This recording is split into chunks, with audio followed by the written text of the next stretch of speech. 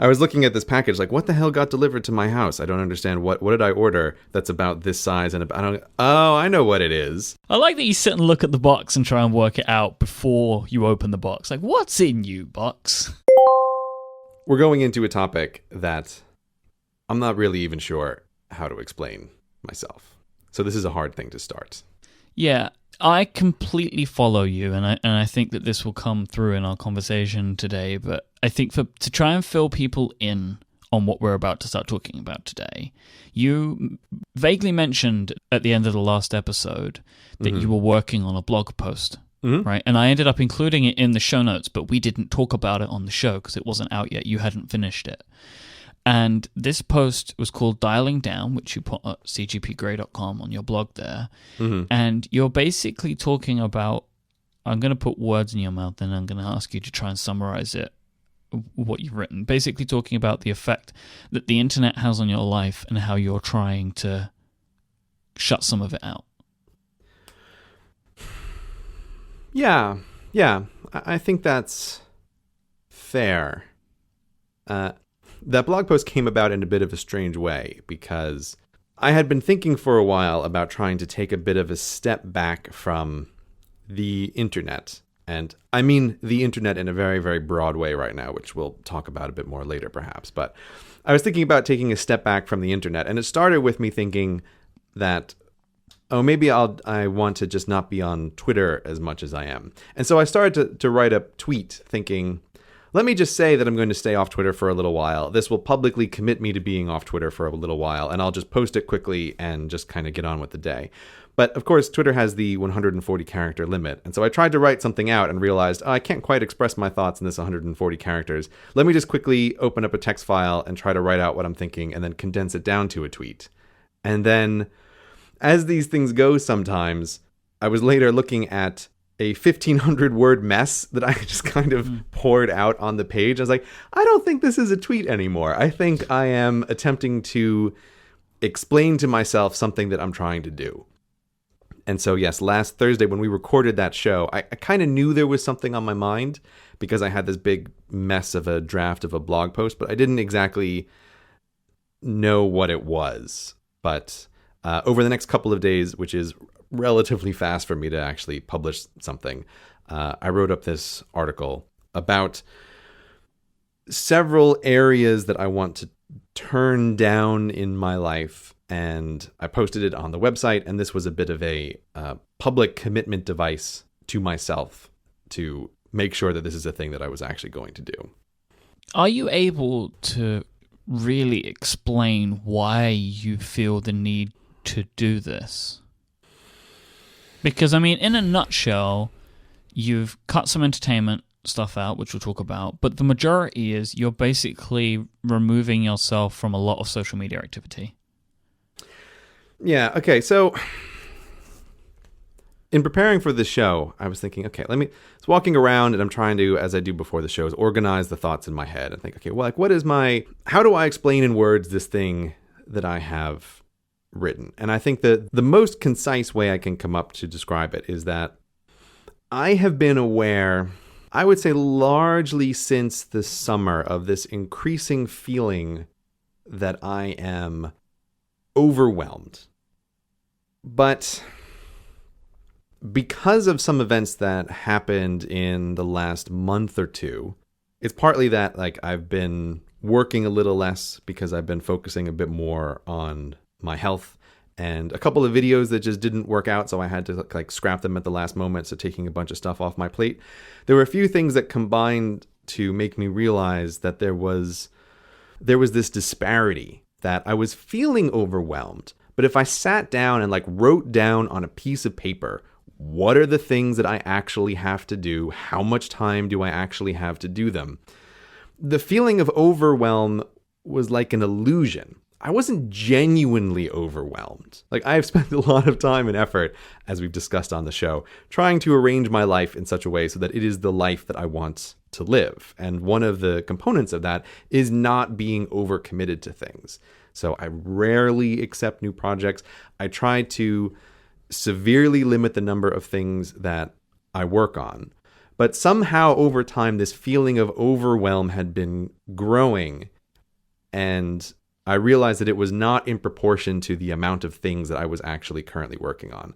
So this is me trying to figure out, like, where did this come from? Like, that's why I was partly writing this article, is to try to figure out, like, what is the source of this somewhat incorrect feeling?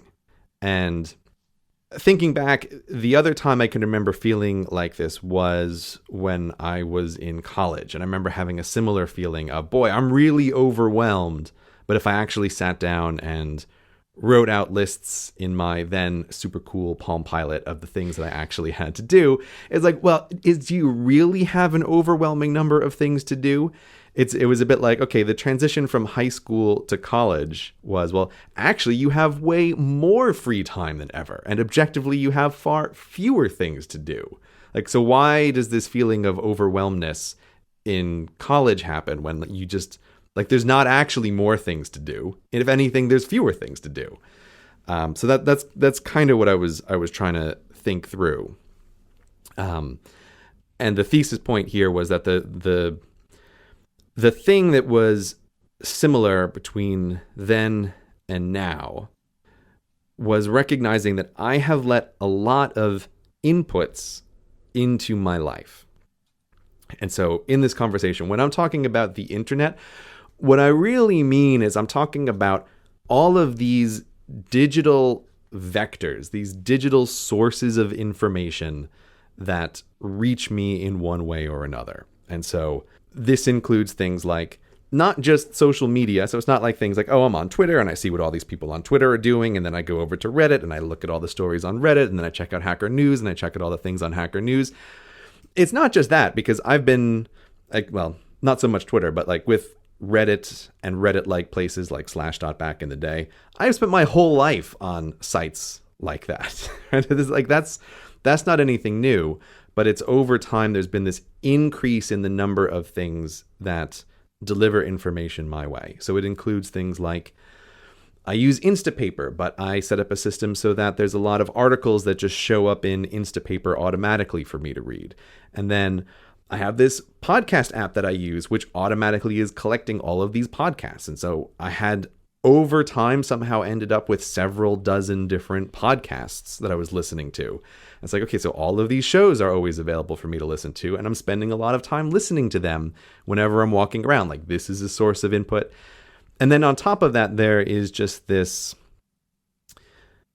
other thing that happens when you're doing well in your career. Like, there's a lot of people who want your time and attention for various projects.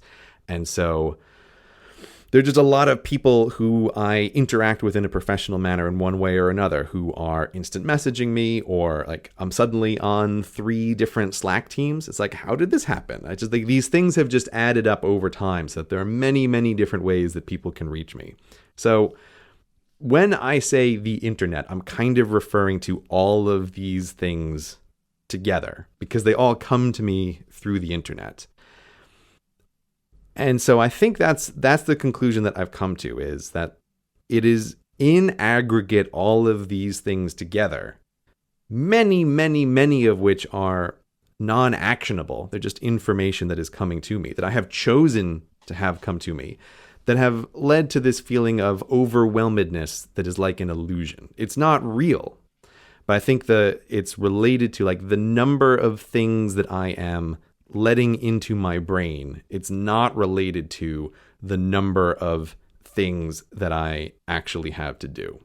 And we may talk about it later, but I think this has also had a bit of an effect on my work and my output. So the result of you reading and consuming information is doing something in your brain which is making your brain think it has more to deal with than is accurate. Yeah, maybe. The way I'm thinking about it is, the word that keeps coming to my mind is fragmented. That I feel like my attention and my thoughts are fragmented over a very large number of very small things. And at least for me anyway, I don't think that's an effective way to be. So that's the way it feels. Like just all of this stuff coming in leads to fragmented attention. One of the places I really first noticed this was actually with reading articles in Instapaper.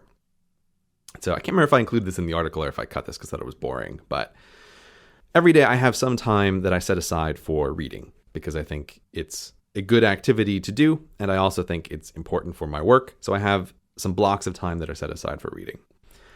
And I don't know exactly when, but at some point I seem to just have quite naturally transitioned from reading books to much more reading articles that were in Instapaper, that were coming from blogs that I like, from writers that I like. And so I open up Instapaper and like there's just this collection of articles that I want to see is in there. But I was aware of, after spending, say, 40 minutes sitting down and reading a bunch of articles, that I felt like exhausted after that process. It didn't feel like, oh boy, this is something that I'm glad that I have done. Like I've sat down and I've spent 40 minutes going through a book. At the end of that, I would feel like, oh, okay, this is good. I feel interested in the argument that this person is making, or I'm following someone explaining themselves over time. No, instead, I'm spending 40 minutes, but it's spread across 15 different articles that are perhaps touching on 20 different topics all told between them. And that just felt really tiring. It didn't feel like I don't think this is a good way to spend what I think of as reading time.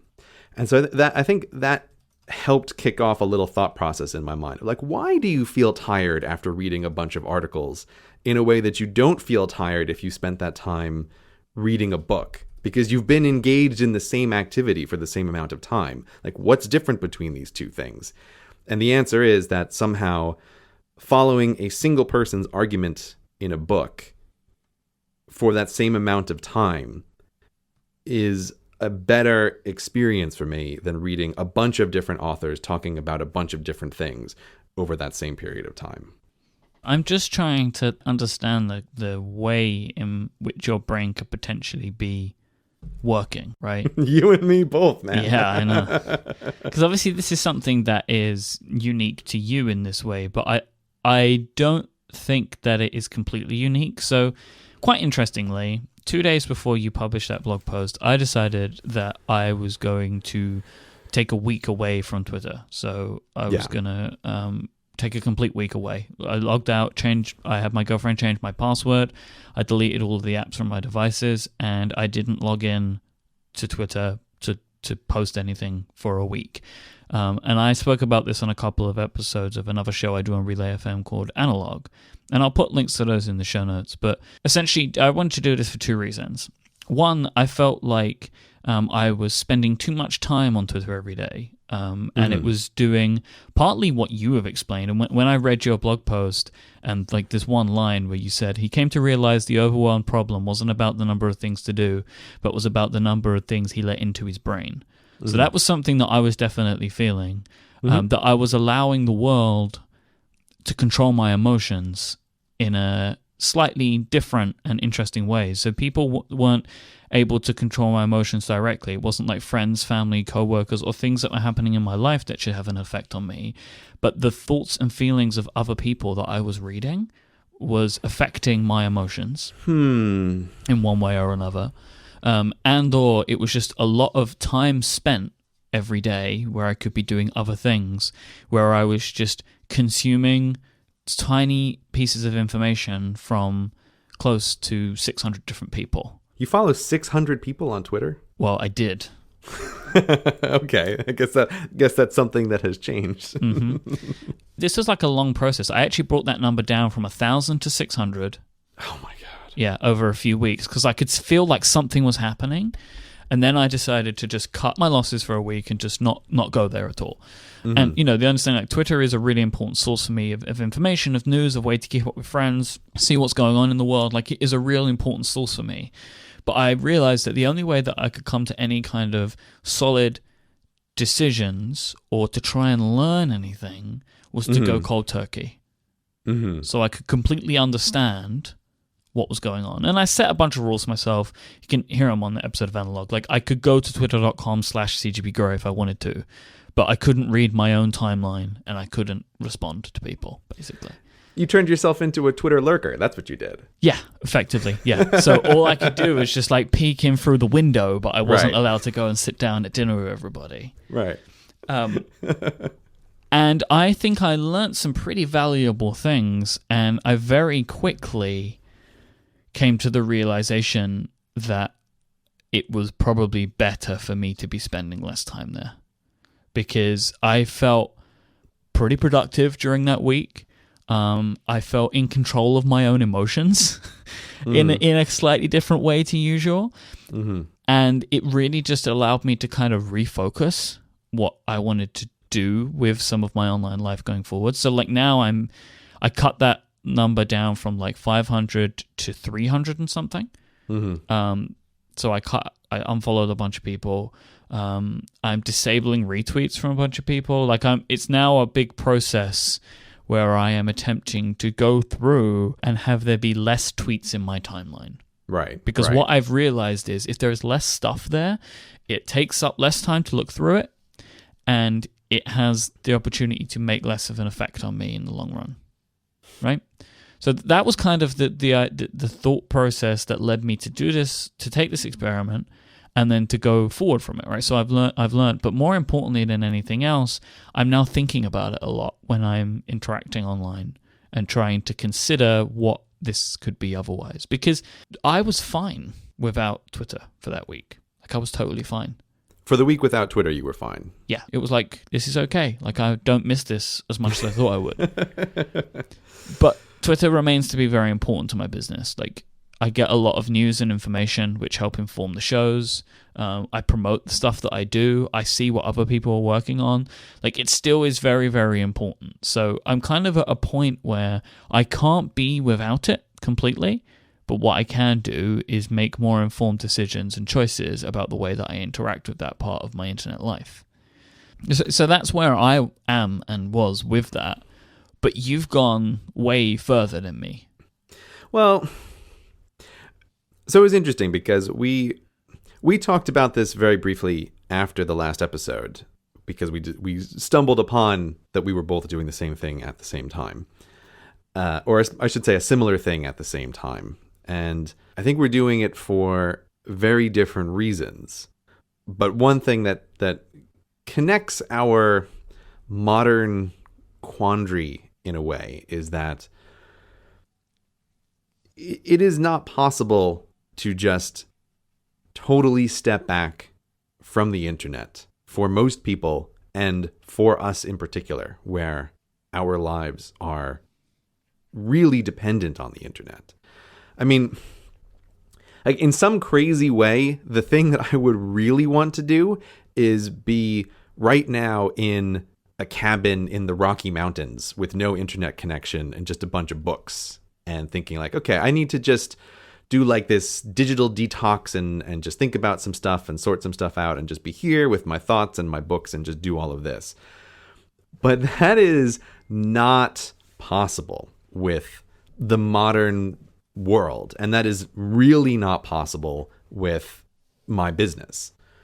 Like, if I disappear from the internet for a couple of months to be a crazy person living in a place without an internet connection, like that's a huge problem for me and my business. So it's not something that can really be done. And that's also partly what I'm trying to express in that article that I wrote is, well, I can't turn these things off forever, but I'm trying to figure out how to dial down these inputs, how to reduce them to a level where I feel better about this. But total elimination is not practical, and it's not possible. Although, for the purposes of this experiment, there are a few things that I am totally eliminating. But in the long run, it's not a thing that I could just say, oh, I'm just going to give up Twitter. Like, I'm never going to look at Twitter again. That's just not practical. Or I should say something like Reddit and just in general conversations on the internet where people argue. Like, I'm not going to give those up. I love those. Like, I really love them. They're also part of my business, as part of the feedback mechanism. They're part of what I do. So I can't give up internet feedback for business reasons, and I can't give it up because it's something that I just genuinely like as well. But I'm just trying to figure out, like, where is the appropriate setting with these things. So where is your information coming from now? Because just to outline, you're restricting access to Twitter, Reddit, YouTube, and podcasts, right? They're kind of the four main things that are having restrictions, and the restrictions vary depending on the service. Yeah. Okay. Let's go. Here's the most strict to the least strict, maybe. Yeah. One of the biggest things that felt like just too much of an input in my life was podcasts. I had gotten into this habit of just listening to podcasts at any moment in my life where there might be the tiniest bit of boredom. And so... That's what they're for. Yeah, I know that's what they're for. I know that we are on a podcast right now. And maybe I shouldn't be telling people, like, don't listen to podcasts. And I'm not, right? You should listen to all of the good shows.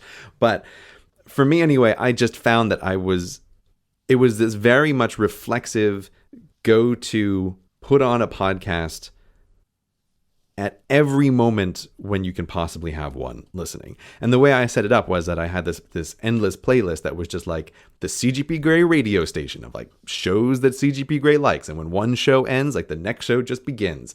And I just run through this like endless radio stream. And so I felt like there was just too much of this in my life.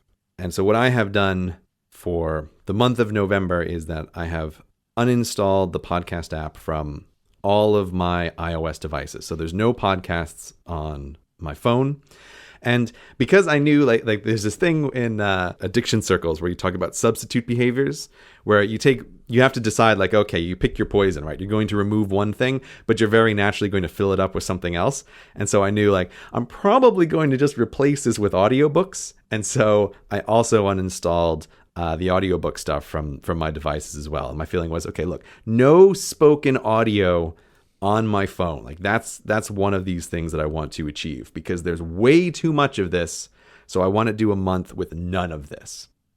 So that's probably the most extreme thing. Or do you have any questions about that, or should I go on? I just have tears. That's all. I have nothing more to say than that, really.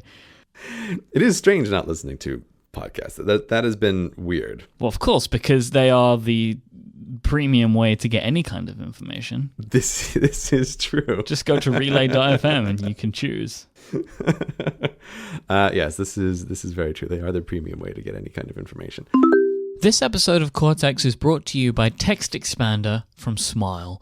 If you're somebody that ever needs to type the same sentences, phrases, or even words on a regular basis, then you need Text Expander in your life. What Text Expander will do is help you save time and effort by expanding short abbreviations into frequently used text or even pictures.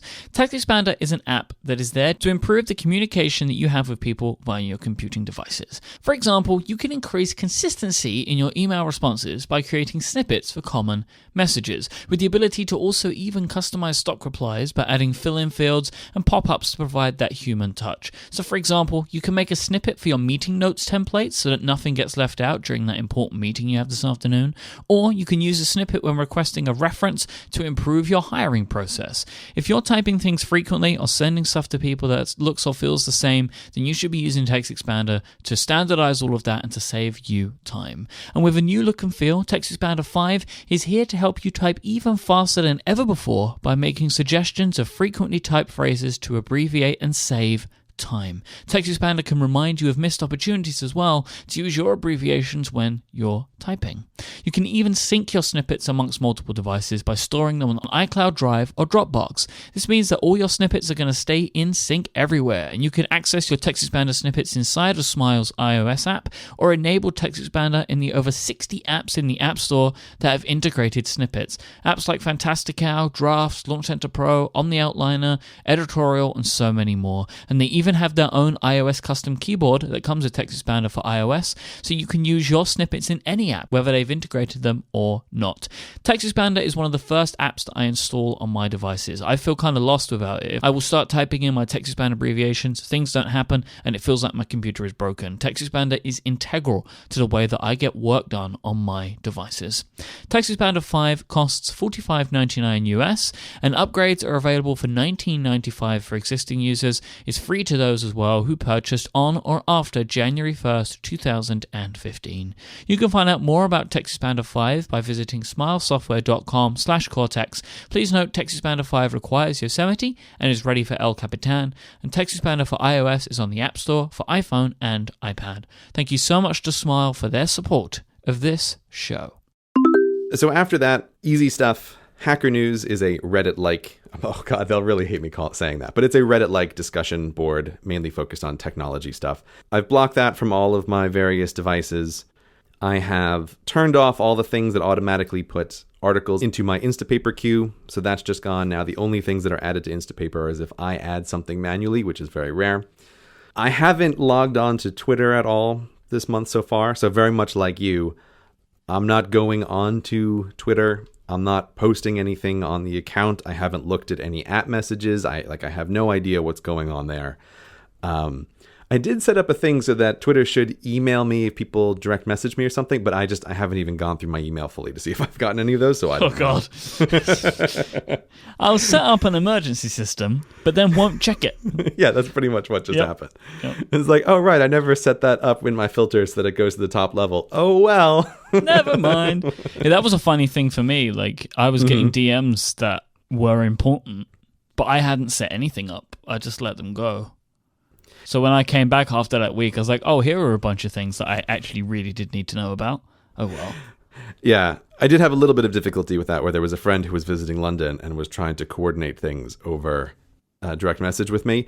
And it just so happened that they did that moments before I fully shut down the system. And I was able to say, listen, over the next couple of days, you need to instant message me. This is not, you can't do this over DM on Twitter. I will not see any of this. And they're like, but I'm going to London and I won't have a phone. I don't know. I don't know, man. You just got to figure this out. But I will not. This is your problem now. It worked out fine. As these things often do. There's so few problems that are really problems, Mike. Sure. But yeah, so I'm not directly posting anything on Twitter. I am using a system to still promote my stuff, which we might come to later. But I have not logged on to Twitter at all. The most difficult one is Reddit and what to do about Reddit, because I do like to post my stuff there, and I do consider the community of people on Reddit who leave feedback a vital part of the work that I do. So I can't just block Reddit everywhere. That's the one that is still available to me to access. But I pretty much haven't gone on Reddit for the past, 10 days or so. I failed a little bit on that, but I mean, not wildly so. So that's broadly speaking the outline for what I'm doing this month. And what about YouTube? Oh, yeah, YouTube. So I have this account that I use to subscribe to a lot of YouTube channels. I've never been a big YouTube watcher, but I've always wanted to know what people are up to. But I've logged out of that account. At least you say bad things about YouTube, not just podcasts. Yeah, there you go. I don't listen to podcasts and I don't watch YouTube videos. CGP Grey. Right, I make my living at both. It's actually quite true. So I have signed out of that account that I use to just follow stuff on all of my various iOS devices. And so this way, I don't even see when I log in, what have these various people posted? I just don't even want to know what everybody else is up to. So these are all of the various ways in which I have isolated myself from the world. All right, so how is information coming to you? Because you cannot shut yourself off completely from the world. You cannot do that, right? Because that doesn't seem like a good thing to do, especially for a month. So how is any information coming to you? How are you knowing?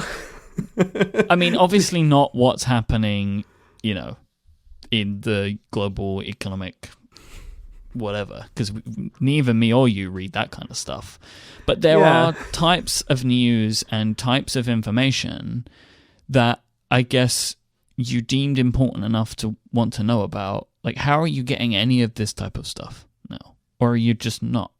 I mean, the thing is, yeah, you and I have never really been big news followers, but there's a lot of stuff where if you just live on the internet, it's impossible not to be ambiently aware of large events in the world.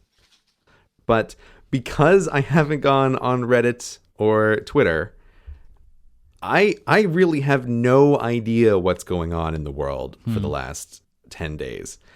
And I mean, thinking it through, it's like, what's my biggest source of input? It's like, books? I guess books now are my biggest source of input. Like, I've been reading a lot more. So you're not really getting anything of what's happening now, right? Yeah. You're getting information, but it's a different type of information completely. It's like I've dropped down to just a much lower cycle time for any informational input.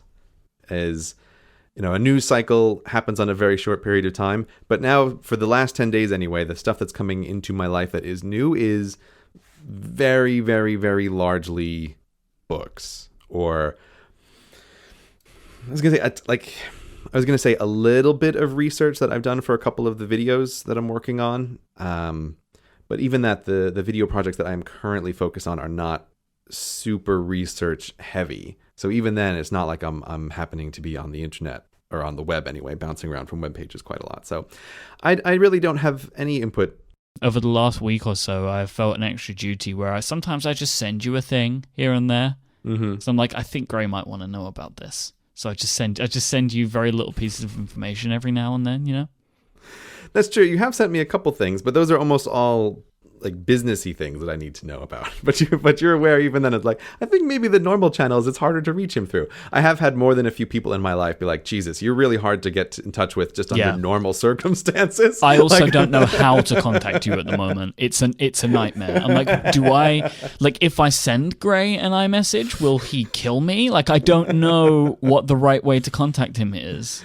Yeah, I've had several friends and family express the same disconcernment, which is like, I just have a hard time getting in touch with you normally, and now I feel like it's doubly hard. Like, if of anybody in the world, you seem like the person who least needs to become more difficult to contact. Mm-hmm. And I'm like, no, I think I do need to become more difficult to contact. You're lucky I'm not in that cabin in the Rocky Mountains right now. The dream. Yeah, not really. It's just like a thing to do as a vacation. But, you don't want to live there, not forever. That's what crazy people do. So how have you set up your devices as well? Like, knowing you as I do, you've done something to them. Yeah, so let me talk about what has been the most practical thing that I have done that I might suggest other people might want to try if they want to do something like this. I have always been aware that, and I think we've even discussed on the show a little bit, that for me, mornings are a time that I have to get everything right in order to have the rest of the day go the way that I want it to. So that any disturbance in the morning is bad news. And so I like these things to be nice and regular. One of the things related to this overwhelm problem that I was aware of was, while I have actually been pretty good about locking down my phone in terms of notifications. Oh, by the way, I did take off email from my iPhone, as I fully expected that I would. There's no more email on my iPhone. Oh, so that didn't last. No, it didn't. It came off maybe like a couple days after that show went up. When we did the follow-up, that was me trying to solve a problem in exactly the wrong way. It's like, I feel like I'm not getting enough done. Maybe I should add a constant source of stress and anxiety, bring it closer to me, have it always be on my phone. No, that was a terrible idea, as I full well knew that it was, but I was just trying something different and it didn't work out. But so anyway, I've taken mail off my phone. I'm normally very good about just not having anything have alerts on my phone, but nonetheless, there are still some things that my phone is very good for that I want my phone to have alerts for. So, for example, instant messages from people who are close to me. And as I mentioned before, I'm on several Slack teams for various projects that I work on. And there are channels on those Slack teams where if someone posts something, like, I need to know and I need to respond to this because it's business related. So those are these two areas where stuff can come into me and I do want to be able to have access to it. But what I was finding was that even if I set up the phone as I did, so that it never makes a noise, it never beeps, But there is just in the notifications, or there's a badge that like, okay, someone sent me an iMessage, or there's a Slack message that I need to respond to. I was finding that was one way that my mornings were getting disrupted by input from the outside world that I was just unhappy with. And it sounds really dumb that, oh, someone just instant messaged you and like, can't you just wait until after you're done with your writing session for the morning? Like after you do your normal routine, can't you look at that later? It's like, well, just knowing the badge is there is irritating. It's like this little splinter in your mind or this grain of sand that's just a bit of an irritation. And looking at it then, it's like, okay, well, either I deal with this now or now I have to remember that there's a thing that I need to deal with later. I didn't like this at all, and I wasn't quite sure how to solve it. But so then I realized, oh, I know what to do about this. Now, a year ago, I was using the old iPhone 6, which I loathed for very many reasons. And largely due to your influence, I eventually switched to the 6 Plus, which is a phone that I like much better. You found the right path. It is genuinely much better. The 6 Plus, I quite like it. But because I buy my phones outright, I happen to have this old 6 lying around that I just never quite did anything with. I never got around to selling it on eBay or anything. So I had this old phone, and what I decided to do was I set up this old phone, my 6, as this totally offline phone. So it doesn't have a SIM card in it, so there's no phone number. It doesn't have a data connection on it. The only couple of things that it has on it is my music collection. Actually, I should pull up exactly what I have on it. Where is my little phone there? The little phone. I should send you a screenshot. Yeah. See, now this is the problem though, is it's like, oh wait, now I have two things to keep track of. Yeah. And I was just using it before, so hold on. I need to go grab it. I'll be right back. Okay. Eventually, he'll end up buying like 4 of these. And then he'll have them in his different bags, and there'll be like 4 offline devices and 2 online devices, and he'll have to keep a catalog of them. And Hi, I'm back. Hi, hello. Hi. Okay. All right, so I'm looking at my phone now. So here are the things that I have on it. I was trying to, I didn't want to try to do it from memory because I sat down for a while and tried to figure out what do I need where. So the thing that is on my little offline phone is Notes, which is where I just write down whatever pops into my head. But they can't sync anywhere. But it syncs when I get home, right? Like it connects to the Wi-Fi in my house. Oh, it connects to Wi-Fi. Right, okay. Right. I thought that it was just like completely offline. No, it's not completely offline. It knows the Wi-Fi in my house. And it also knows the Wi-Fi at my co-working space. So there are 2 places where it can connect and synchronize. But yeah, so I have Notes. I have OmniFocus so that if there's a couple things that pop into my mind, I can just jot them down. I have music on there, so I have something to listen to. And I have my usual few little places where I keep documents as well, just for, again, so I can add something to it if something pops into my mind. And then I have my 2 health-related things, which is my exercise app and my food tracking app. So those are the things that I thought, I want a device with me all the time where I can access these things to either add to a list or to record the food that I'm eating or to make a note of the exercises that I've done, or I want to be able to listen to music somewhere. But I don't want to have the whole world be able to reach me. And so what I have done for the past 10 days is that when I get up in the morning, I take this iPhone 6 with me out to do my normal routine, which is I go out, I go to my co-working space early before anybody's there, I write for a little while, and then I go to the gym after that, and then I come home for lunch. Like that's the first half of my day. And I spend that whole part of the day just totally disconnected from the outside world in a real physical way. Great, that makes me feel uncomfortable. Well, yeah, why does that make you feel uncomfortable? I can't imagine being completely disconnected. It's weirdly liberating. Like, I would be constantly worried that people were trying to get in touch with me about something. Yeah, they might be. I don't know. I don't like that. I don't like that feeling. I don't know. I find it remarkably liberating in a way. And I did the same thing with the iPad that I write with in the morning, which is, again, taking off instant message, taking off email, taking off Slack. I took off all of these things. And so I have this iPad where really the only stuff that I can do on it is directly related to what I think are the core unique things that I need to do to keep my business moving forward, which is primarily writing scripts. Like, that's what I need to be doing. And so that iPad is almost useless for anything else, and the phone that I have brought with me is totally useless for anything else. And so then I just go into the co-working space. I actually removed the spare laptop that I had there, so it's like I don't even have a laptop in a cubby to think, ooh, maybe I'll just check something on my laptop. It's like, nope, there's nothing here for you except these devices that only do these very limited things. Right. Can we just put a pin in that for 1 second? Sure. Because I was going to say, one of the reasons that I think I can't do this in the way that you can is the way that our businesses are different. Oh, like, yeah. Well, this is it. You work with people. That's your problem, Mike. People rely on me to do things for them, which is fine. I actually quite like that. Mm-hmm. But it's the reason that we couldn't do this is your business primarily is quite solo. Intentionally, very intentionally. Yeah, you and Brady have worked on something together. Me and you work on something together. But we're not so reliant on each other except for in certain times. Right. And from my perspective, those interactions, like talking to you, talking to Brady, and then more broadly, it's like some other projects I'm working on, like the people I talk to related to those, or as we were discussing before the show, like talking to my accountants or talking to lawyers or talking to any of these people. From my perspective, all of this stuff can wait until I am potentially less effective, which is in the afternoons. And that's why I've set it up like this. Is like, there's very few people who need me for anything first thing in the morning, but then later in the day, I can be open to interacting with people, but I'm trying to preserve like when I am most effective in the mornings. But yes, this would be a disaster for someone who, say, ran a podcasting network in which many people are constantly trying to reach him all the time. Yeah. And also, I have a website that is under my control that can explode.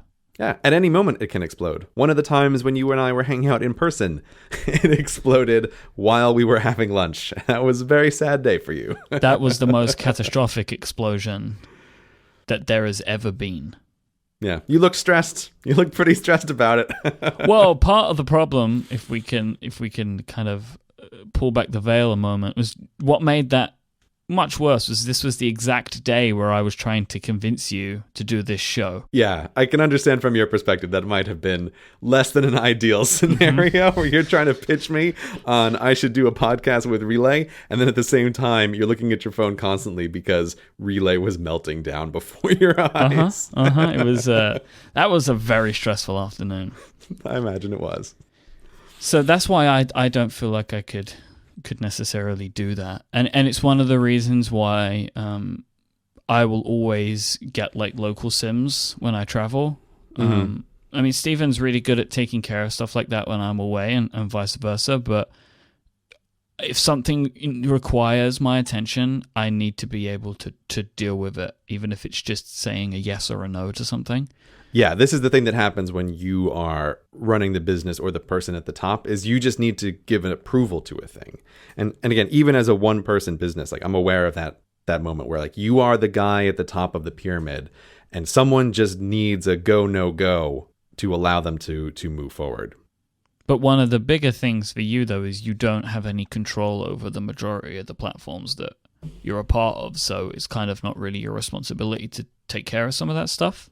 Right. If YouTube goes down, all I'm thinking is like, well, someone somewhere is getting fired. It's not my problem. Right? And I'll just wait until this goes back up. Today's episode is also brought to you by Hover, my favorite place, the only place that I would go to buy domain names. We've all been in this situation. You have an idea for a new project, a new website that you want to launch. The first thing that you're going to need is a domain name, right? Because that's where people come to find your stuff. You're going to think of a name for the business or the company, and then you want to check if the domain is available. It's an incredibly important part of the process, because if you choose to call your company Acme Co, but acmeco.com is not available, or even acme.co, you could get both of those at Hover if you liked, if they were available, of course, then you would want to go and search for those, you want to go buy those and set it all up. If it's not available, then you need to go back to the drawing board. But Hover's really good at all of this. You can type in keywords, you can type in phrases that you're looking for. They'll suggest those that are available, and if they're not, they'll make some suggestions of some other domains that might be. So they might give you some variations on the names, and they will show you all of the TLDs that they have. So you might not be able to get the .com, but you might be able to get the .me, or the .plumbing, or the .academy, or the .diamond, or the .limo, or the .fish. No matter what it is you want, they're going to have it. Hover have over 200 different TLD options, those dot somethings, they're a TLD, and Hover have tons of them. They have great prices as well. Their .com domains start at $12.99, and all of Hover's domains include Whois Privacy where it's available on that domain, because Hover believe that you shouldn't have to pay to keep your private information private. Whois Privacy makes sure that your personal information, your address, your contact details, they're going to be kept hidden, and Hover will give that to you for free. Hover have fantastic customer support. They have a no hold, no wait, no transfer telephone support policy. They have great email support too, and great guides on their website. And Hover have just brought about a new feature that I really love called Hover Connect. This makes it super easy to connect that new domain that you've bought with your website. They support a bunch of different services like Squarespace, Tumblr, Shopify, and so many more. So you just go to your domain admin panel, you select which service you want to use, and Hover will automatically amend all of your DNS records for you, so there's no more copying and pasting tricky strings of text to get your domain set up. It's time for you to go to hover.com and try them out. Whether you're buying a new domain or you want to maybe transfer one of your existing domains to them just because their experience is way better. And you want to use the code HIPSTER at checkout and you'll get 10% off your first purchase at hover.com and show your support for this show. So that's HIPSTER at checkout, and then you'll always think of me when you buy your next domain. Thank you so much to Hover for their support of this show. But anyway, I want to talk about these magical devices that you have, right? So you have an iPhone and an iPad, which are not your normal iPhone and iPads, which are now the devices that you're using, and they are pretty much shut off from the world, right? It's kind that's of right. To kind of recap that. And they have very limited applications on them for this reason. Mm-hmm. But these devices are not completely turned off from the internet and the temptation of downloading the apps that you want. So how do you deal with that? Broadly speaking, what's happened over the past 10 days is that I have enabled restrictions on my own devices with a password that I know. But on this is one of the reasons why I like working with iOS devices, is in some ways it's much easier to do certain things than it is with your computer. And so actually I find locking down an iPad is way simpler than trying to lock down a computer. And so you can go into the restrictions area, and there's just tons of stuff that you can turn on and off and settings on your phone there. Like there's actually some things that are quite useful in there. Here's a little pro tip for anyone who uses Apple Music, by the way. You can go into restrictions and you can disable whatever the hell that thing is, the Apple Connect, you know, the thing where it's like Twitter for musicians. You know what I'm talking about? Yeah. Yeah. If you disable Apple Connect in Apple Music, that little icon goes away and they replace it with the vastly more useful icon for your music playlists. But yeah, so anyway, I set up all of these restrictions for myself. And so here's the thing. The long-term plan is that it was supposed to happen last weekend, but actually it's going to happen this weekend, is that I have been collecting all of my various devices, and my wife knows something's up because she's like, what's this pile of iPads doing here? And I was like, oh, you're going to be involved in this later. She goes, oh, okay. But what I'm eventually going to do is, and I think it should happen this weekend, is I'm going to have my wife change the restrictions passcode on my devices. That's it. Because this is what I did. Adina changed the password. She kept it in one password. Otherwise, I was going to log back into Twitter. Right. Yeah, so the thing is, I have been actually quite impressed with myself about my own ability to not cheat on this, that the restrictions, having my own restrictions passcode is enough of a barrier that I, like, whenever I'm tempted to do something, you do something from muscle memory, for example. Like I have definitely caught myself a couple of times on the computer, for example, going to type in Twitter, like right at the beginning. And then the computer goes, we can't load this page because you edited in the host file. I was like, oh, right. Yeah, I'm doing a thing where I'm not doing this. Of course. You idiot, right? Get back to whatever you're doing. So I have resisted so far the temptation to change it myself. But I think it's much better if you even remove that option. Like, just take away even the possibility of you doing this thing. And that's why, like, there's no SIM card in my phone. When you're walking around, you're not going to be able to even try to do any of this stuff. You just don't have the option. And I find that that is even more mentally freeing. So I am almost certainly going to do the same thing where my wife is going to have passcode. She's going to put it in 1Password. I can access her 1Password, like just in case she dies or something during the middle of this. Like, I don't want to find myself with no administrative password to any of the devices that I use because she got hit by a bus. Like, you have to plan for these things. Yeah, that would really be the worst thing in this scenario, right? It wouldn't be the worst, but it would be pretty bad. Because you might actually need them in that scenario, right? There's something you have to deal with here. Exactly. Like, you think I've got paperwork in the house, like on physical pieces of paper? No, I've got everything on encrypted drives all over the place. Oh, right? So it's like, I would need that stuff. So the plan is to take away the options in the future. And again, I don't want to go through the details of it, but there is a lot of interesting psychological evidence that points to the fact that when you remove options, it is easier for brains to focus on different kind of activities, even if those brains are capable of resisting the option anyway.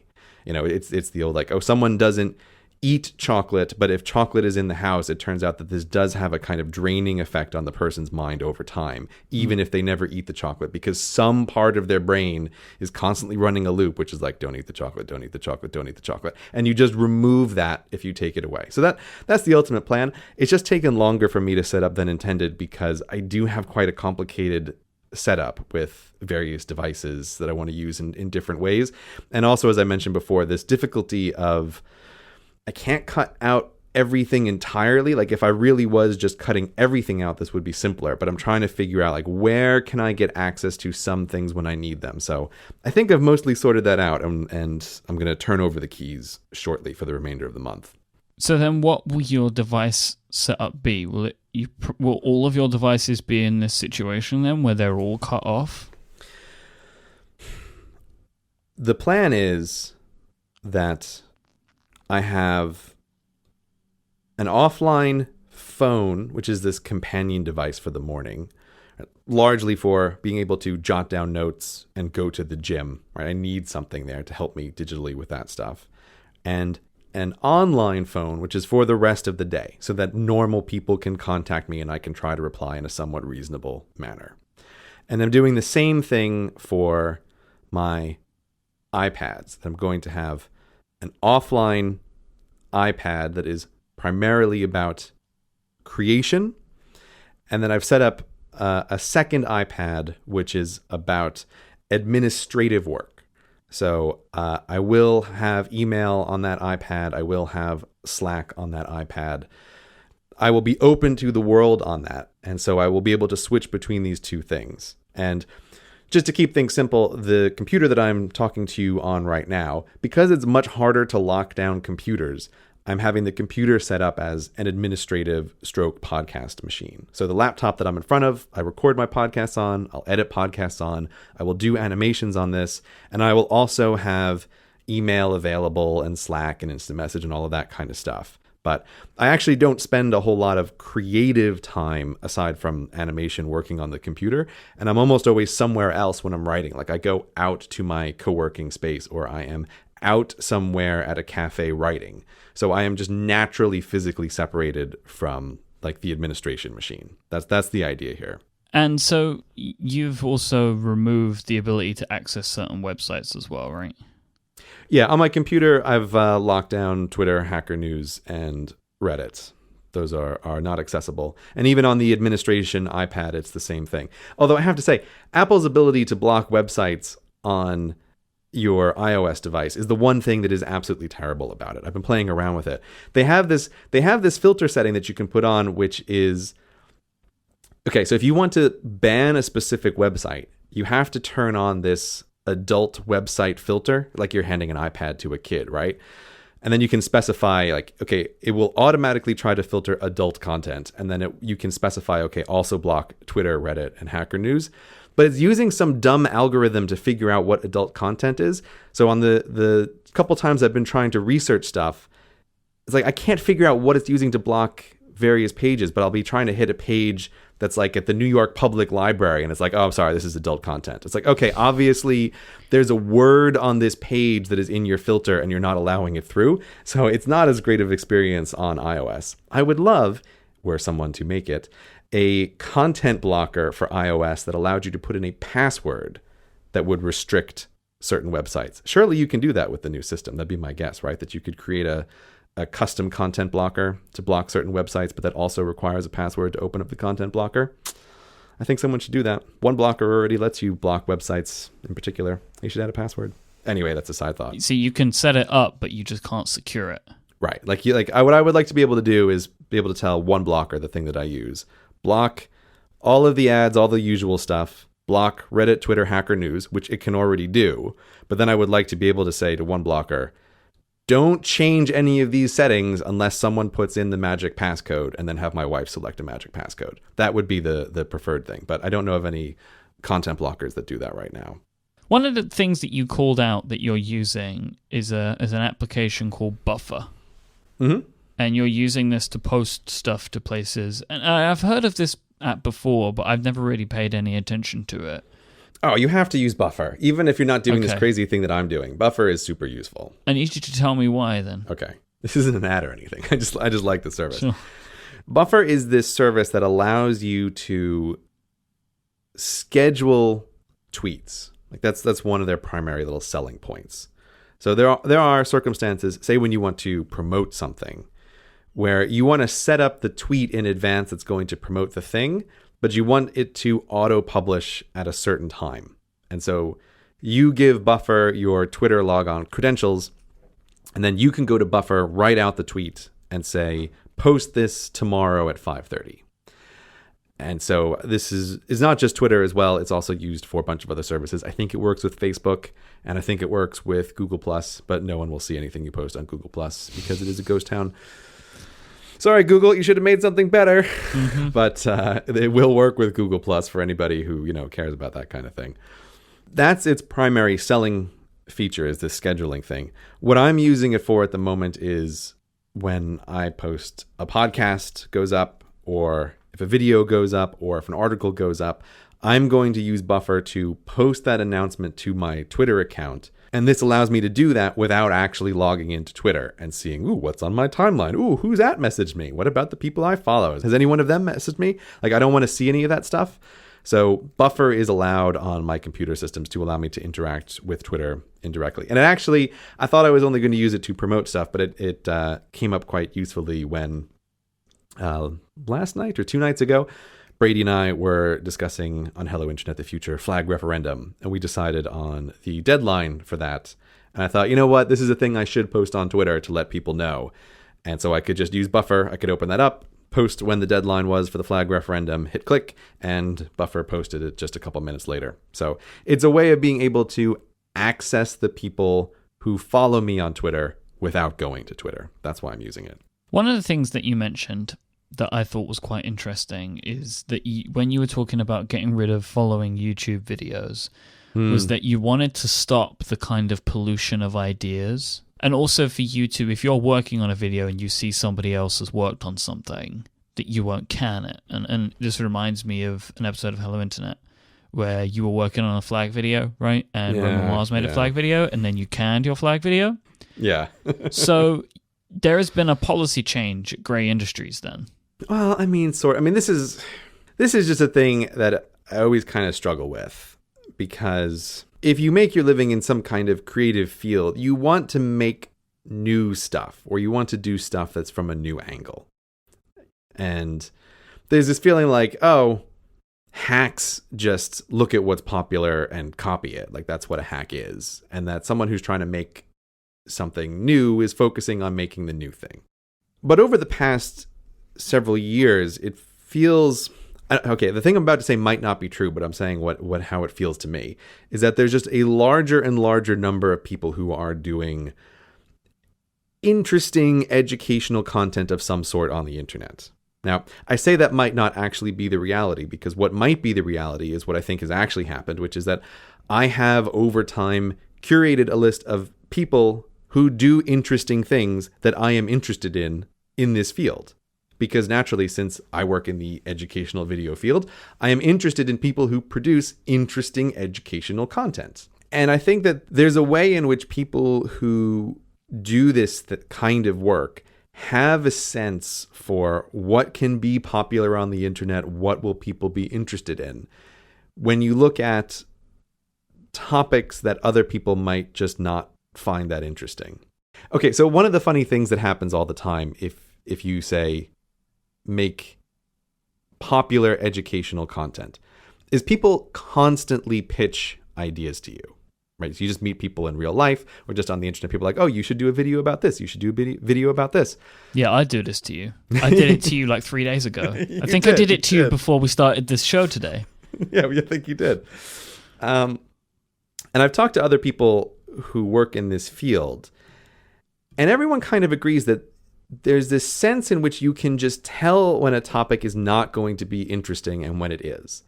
And you don't know why that is, but there's like a skill to learning like what can be an interesting thing. And it has very, very little to do with how interesting it sounds when you first hear the idea, but like there's something else about it. So there are many topics which will sound interesting on first pitch, but are actually just deathly boring to try to do. And vice versa. The best ones are the ones that seem like they're not interesting at all, but that you can make really interesting. But so since there's a lot of people working in this field, I think there are a lot of people I have ended up following who have antennae that are similarly tuned to the world as I do. And so what I'm trying to do is be less aware of what other people are doing, because I think it's very natural that other people are going to do the same topics that I want to do, because our antennae are all tuned to similar frequencies. Like we notice something interesting or an idea comes across our mind and like we will agree like, yes, this is an interesting topic to do. And it's that flag episode, I think I sound particularly dejected because I had worked quite a lot on that video. I was distraught listening to it because I could just feel this like complete consuming sadness in you. I don't know if it was that bad. But. Oh well, I'm maybe more sensitive to it as somebody who also makes stuff. Yeah. Right. So like I was maybe like projecting things that I'd done. Right. Mm-hmm. That was like a similar kind of thing, but like I could feel like you'd gone through something prior to this happening. Yeah. But so since that has happened, the flag video was the biggest thing that would ever have occurred. But actually, since that showed air, like a similar thing happened again, where it's like, oh, I was working on something and I was talking to somebody else, and very naturally, like we had both identified an interesting thing in a topic. Like I really do think that there is something objective to be found in certain topics, and some people can see that. And so it's just very, very natural that other people are going to work on similar things. Now, I am the one who is always trying to tell myself, like, nobody owns the facts. Like, I wasn't the first person to do a UK video. People will do videos on the UK after me. And so I shouldn't be thinking like, oh, I should always make something new that someone else hasn't done. But I think really in the last year, I've come to this conclusion that, like, looking at my list of topics, like, and this, when I mean the list of topics, I mean the big list of topics that I have, the 200 plus potential topics that I collect information on. I don't think there's a single one in there anymore that someone somewhere hasn't done in either video form or on a podcast. And so this is just a thing that I need to get over, of like, stop intensely following what other people are producing and just, in a crazy way, act like I am the only educational channel in the world, right? And I'm going to assume that nobody has seen anything that anybody else has done, and I'm going to try to just make videos that I am interested in making, and it doesn't matter if somebody else has done a video on that topic. So that's one of the things that I'm trying to do. But it connects into the overwhelm thing that I was talking about in the beginning, because it led to this feeling of like, God, I want to race through and try to get all of these videos out into the world before anybody else gets them done. And then I ended up working on like a lot of videos simultaneously because I felt like, oh, I wanted to get all of them out into the world quickly. But working on many, many videos all at once to try to get them out faster results in nothing but slower progress on any of the individual videos. It's like, oh, okay, this doesn't work at all. Like, I'm working on or before I put the video up, I was looking at the projects that were in some state of activeness, and it's like I'm trying to work on 20 videos at once. This is just crazy. Like I'll take a whole year if I'm trying to work on 20 videos at once. This is ridiculous. Like I absolutely have to cut this down and just be like, okay, look, I'm picking these 2 videos and I'm just going to work on them until they're uploaded. And if somebody beats me to it, okay, I'm still going to finish this video. Maybe I'll hold on to it and publish it like a couple months later. I know if I happen to know, but for the most part, I'm just going to try to avoid like what are other people working on and just focus on my own things. And what sort of changes do you think that this is going to make then? Because, I mean, look, I say the thing that you hear every day, or that you did hear every day. Your pace of videos has slowed down a lot, maybe in the last year. Oh yeah. This is all coming out of me being unhappy with my video release schedule in the last 6 months in particular. So since the summer, like I have not been happy about the number of videos that I have gotten out. So I have not been happy about it, and I was particularly irritated about it when there was one that was supposed to be for October, but it just didn't work out that I was going to get it finished in time. And part of the reason that it didn't get finished in time in October is that my brain was fragmented between a whole bunch of scripts. So I had this idea of like, oh, there's one video that I definitely want for October, but I found myself continually bouncing back and forth between a bunch of videos. And like, as a one-person production house, it's just not possible, right? I cannot be working on that many things simultaneously. It's too slow. Like nothing's going to happen there. So that's the other side of this coin then, isn't it? That you haven't really spoken about so much. Is that, yeah, you're dialing down from your social interactions, but you're also trying to be more focused in your work. Yeah, I think a number of people took the dialing down title to mean that I was dialing down the amount of work that I am doing. And that's not actually my goal at all. You'd be going in reverse at a certain point, Gray. Yeah, it was really funny when people just start deleting videos from YouTube. Yeah. that's the natural progression. Uh-huh. But yeah, so it is not about reducing the output. But here's the thing. I don't know if I'm right about this, but I think that this slow creep up of input in my life over the past maybe 2 years and really reaching some kind of threshold in the last year, I think that the increase in that input is related to this desire to work on a large number of things simultaneously. I may be wrong about that. It wouldn't be the first time that I have incorrectly evaluated the process in my own brain, but I think they're connected. That when I am receiving a lot of information, it constantly makes me want to bounce to a different video topic. Like I catch myself thinking this a lot, where it's like, you know what? No, this is the video now that I should be working on to get out as soon as possible. No, this is the one. No, that one that you were working on before. No, that's the one. Like bounce back, bounce back, bounce back. I would be inclined to agree with this hypothesis. Yeah. So here's the thing. You said before that you had this feeling, and this is where we're a little bit different, but you had this feeling that the way that you were on Twitter was allowing external entities to affect your internal emotional state. Mm-hmm. I don't feel that way. I've always been relatively... You have no emotion. Yeah, I was trying to think of a way to phrase this. Like, that's the reason you can't affect something that doesn't exist. Yeah, it's a bit like people tell me that my videos suck, or that they don't like the way that I talk in my videos, or that they hate my podcasts, or like I get this kind of feedback all the time, and I just feel like, okay, man, whatever. I feel that my internal emotional state is not easily moved by people I don't know. Right? But that's just like a wiring difference, right? If I was wired differently, I wouldn't feel that way. However, I think my version of this is that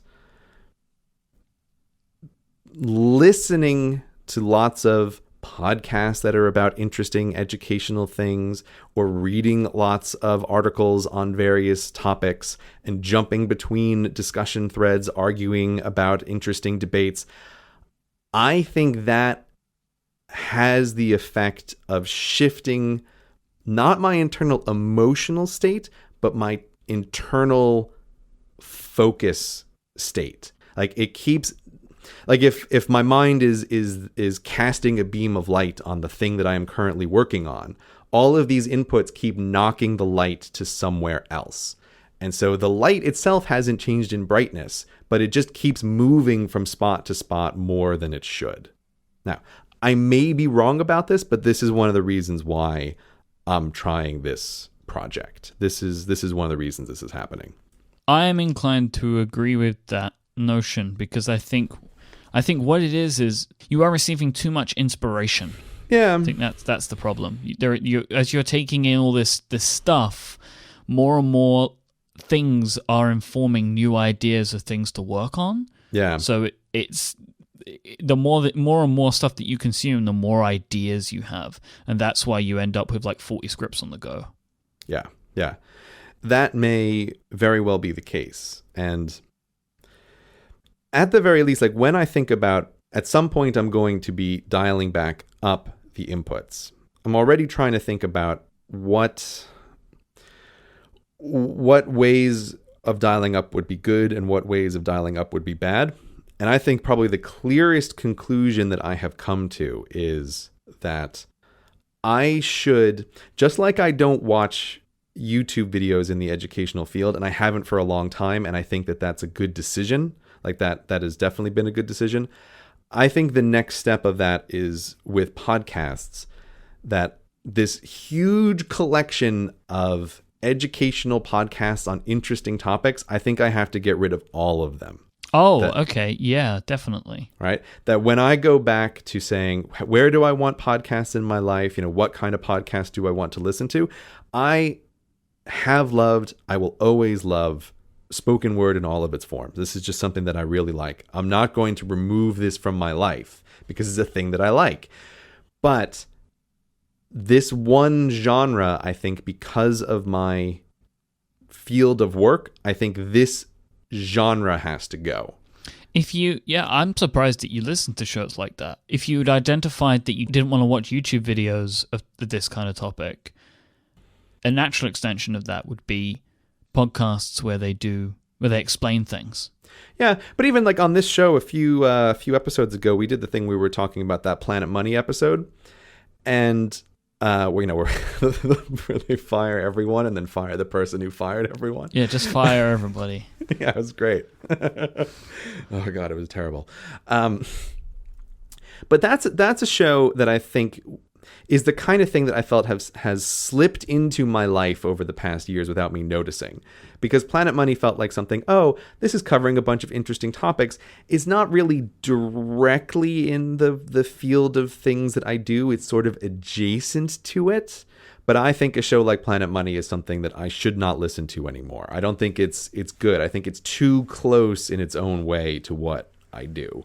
So it's shows like that I will not be bringing back into my focus whenever it is that I decide to actually dial things back up, which might not be for a while. I was actually thinking today, it's very likely I might end up extending this for another month. Like I might do this until the end of the year. But you're only 10 days in though. Well, this is why I'm not committing to this now. It's because it's only November 12th. But when I was thinking this morning about it to try to talk about it for the show, in some ways I feel like, I cut all these things out of my life and it has had vastly less of an effect than I first would imagine. Like my mornings are definitely better with the offline phone and the offline iPad. So this was exactly how I felt, right? Like I was like, I was expecting to feel really desperate, but I actually feel just way better, which is, I guess it's good because now you know that the reason you're doing it is a good reason, but it's like, well, this isn't good. This isn't the outcome. This is too simple. Like, what does this mean, that I never go back? Like that was the problem that I was finding myself in, was like, well, I can't stay away because there are too many things tied to this that are important. So I wanted to feel at least a little better, but I didn't. And maybe if I would have done a month, the toll would have been a lot more than just a week. But what I've noticed now is I've just learned, as I say, I've learned some important things, and I'm making a lot of changes, and I'm feeling the effect of those changes in a positive way. Like my morning routine of checking this kind of stuff is like half the time that it used to be. Right? That's great. That's kind of what I was hoping to get out of this. But I feel like there's going to have to be a point where you bring some of this stuff back in, and 2 months feels like a really long time. Doesn't it, though? It feels like a really long time. That's why I'm not at all saying that I will do this. I'm surprised a month, right? Like a month is a long time. See, I don't think it really is. And here's my reasoning on this. I think a lot of this stuff is has to do with brain wiring. For comparison, the other big change in my life, and the one thing that has definitely since September slowed down the amount of work that I'm doing, is I've made massive changes in my diet. So I've been trying to lose weight, and the transition from the way that I used to eat to the way that I currently eat has been a hard one that has taken a lot of energy out of me. And that is largely about cutting down carbohydrates to basically nothing as much as possible. And so this is my frame of reference, is thinking about doing that. And I feel like the effects of that were not really clear until 6 weeks into it, where the first few weeks were miserable. By the way, cutting out carbohydrates way harder than cutting out Reddit or Twitter or Hacker News. I feel like that has actually been quite astounding to me to realize this, because it's oh, how on earth is that hard? I like Reddit and Twitter and Hacker News way more than I like bread, right? But it turns out that bread is wired in at a more fundamental level of the brain. It's like carbohydrates are written in the silicon of brain, and then something like interest in Reddit and Twitter are written in software. It's just much easier. It's much easier to change. So anyway, this slight side tangent, but I would not have expected the relative difficulty of those things to be the way they were. I would have thought they'd be exactly reversed. Well, I don't know. Maybe the internet doesn't show up in a place that you don't expect, where carbohydrates do. You know? Yeah, that's definitely true. But it has been surprising to me the number of times I have just simply failed about not eating carbohydrates, and it's wait a minute, my body was on autopilot when I wasn't paying attention, and now I'm on the all carb diet, sitting here eating this baguette. I don't understand how this occurred. Where did this baguette come from? Yeah, it's I just don't understand. Whereas with the Reddit stuff, it just doesn't happen in quite the same way. But I guess what I'm trying to say about this is, having done the dramatically reduced carbohydrates, I feel like I only really understand what that meant after having done it for quite a while. And I feel like there might be something similar here with cutting down inputs into my life. That this first week has felt relatively easy and relatively painless to quite a surprising degree. The main thing that's different is oh, okay, I feel much happier limiting myself to 2 scripts that I'm working on in the mornings. This is great. I've made a lot of progress on these things. I'm pretty happy about this.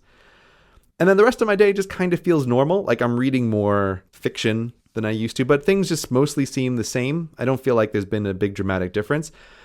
But I suspect that maybe there's something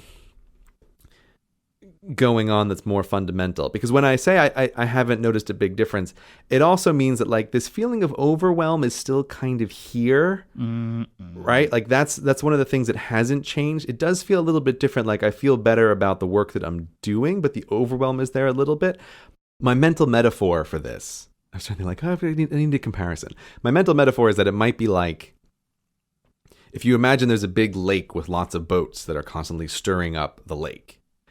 And if those boats were the input, I've removed all of the boats, and I'm standing on the shore 30 seconds after the boats have been removed saying, Why is this water still so choppy? Right? Why is it still so murky in the water? It's like, it takes a while to settle down, buddy.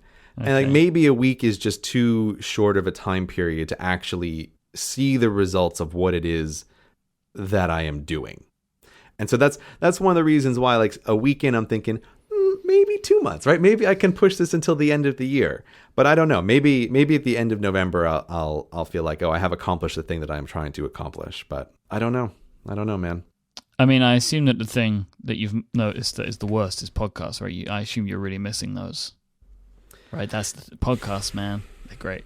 They are great, and that is by far and away the thing that I notice the absence of the most. Okay. And even my wife has commented on it. That, I mean, my wife and I have been married for quite a while. Like, we've known each other for like a decade at this point. And for as long as she has ever known me, I have almost always had a pair of headphones, either in my ears or around my neck.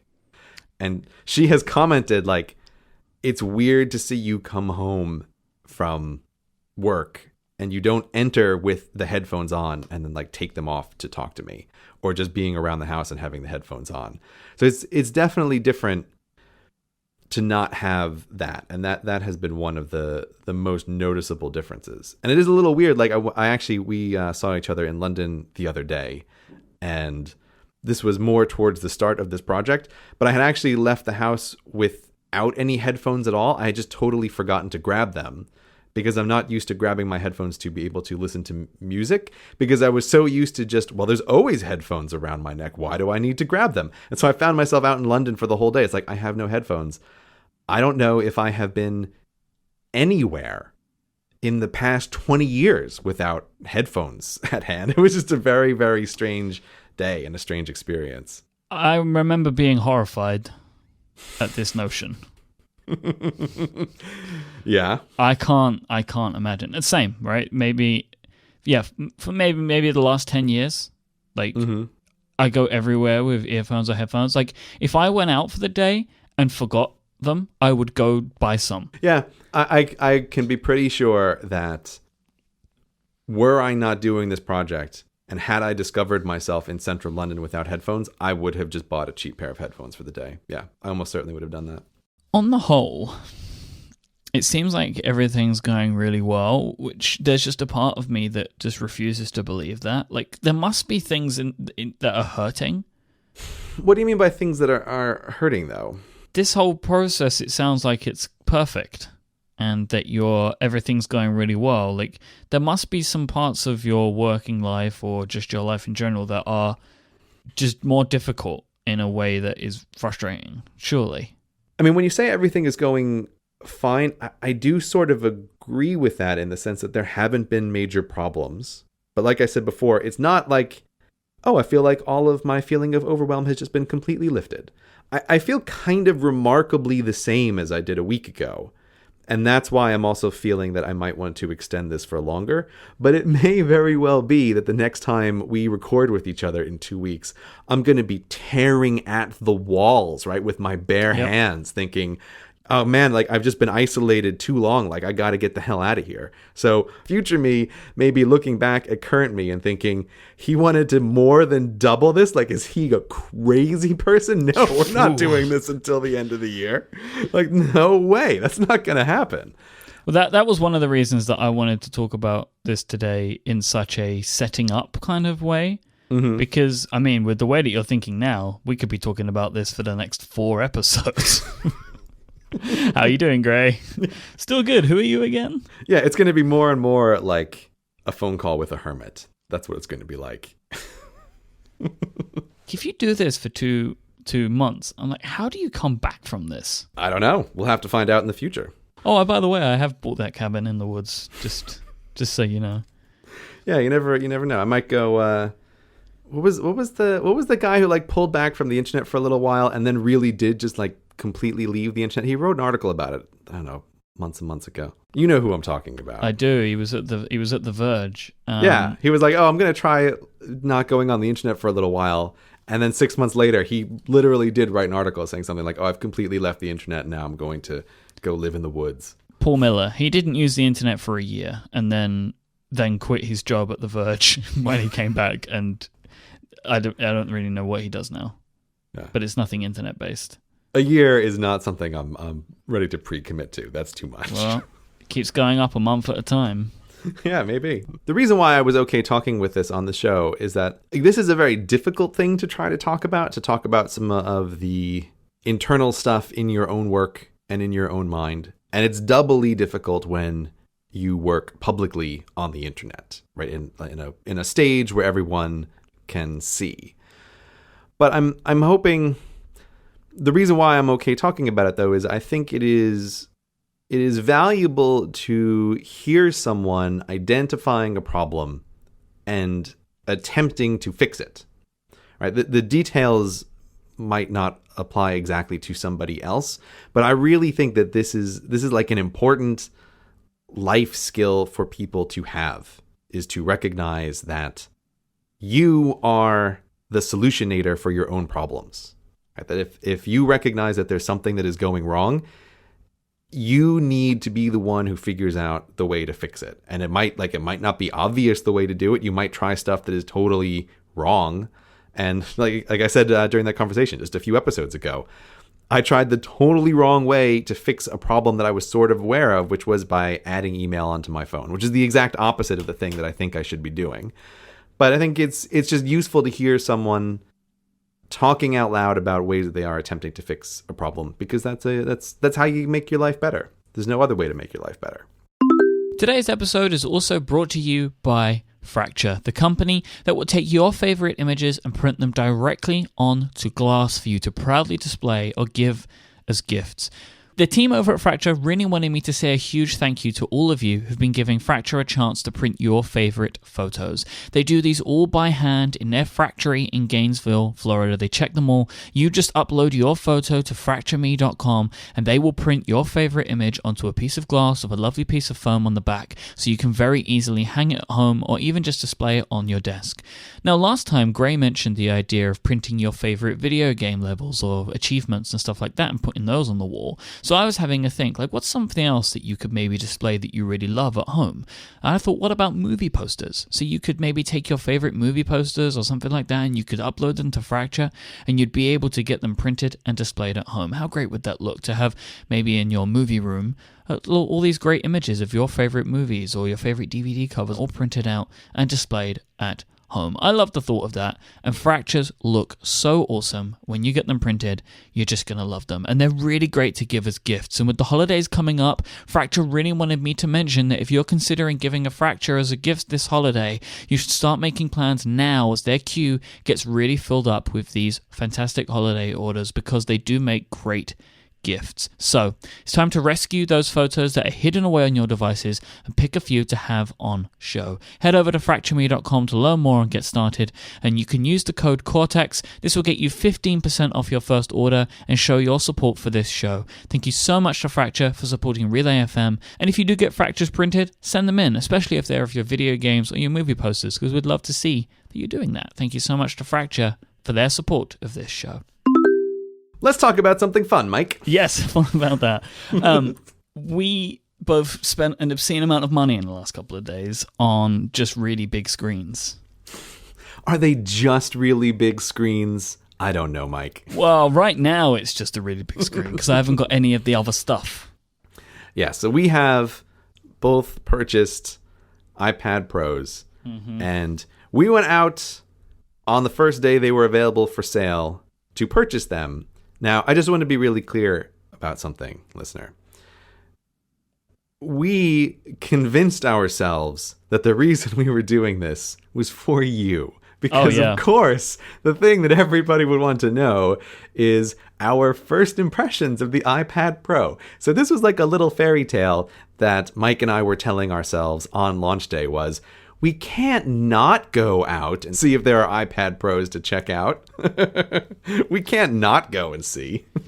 But so basically what was happening is we were talking about them. We weren't ordering. We were wondering if we were going to order online or not. And then Gray tells me that he went and bought one. He's like, oh, I got one. I was like, oh, man.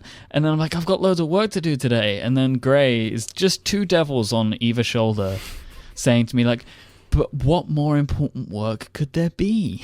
Right. I can't imagine anything you'd rather do than go out and get an iPad Pro. I can't imagine anything that you would rather do. So I did. I went out and bought one. But at the moment, like as we're recording this, there are no accessories in the stores. So the Apple Pencil, which is the thing that I think me and you are both most interested in, is not there, and neither is the Smart Keyboard. And I'm sure that by the next time we record, we will both have them. So people that don't like listening to us talk about the iPad are going to be really sad because now they're going to talk about it now, and then we'll also talk about it when we get the pencil as well. Yeah, so we don't have the accessories. We're going to do some first impressions again because we need to write this off as a business expense, and if we talk about it on Cortex, now it is, I guess. I think is how the accountants make this work. Sure. But I do just want to tell you, Mike, from my perspective, how this came about that I have the iPad that is in my hands now. So on Wednesday, which was, according to Apple, the day that iPads would be available for pre-sale, and then they made some vague comment about iPad Pros available throughout the rest of the week, right? One of these non-committal things that they always like to do, when they say product launching summer, right? When summer? Who knows? So as we discussed in the last segment, I was doing my total normal offline morning, which is that I got up, I went out to my office, I did a bunch of writing, and then I went to the gym, and then I came home for lunch. And this is the point at which I pick up my online phone now and started talking with Mike and looking online about what's going on with the pre-orders. I was remarkably calm about this whole process. Normally I want to get the pre-order in straight away.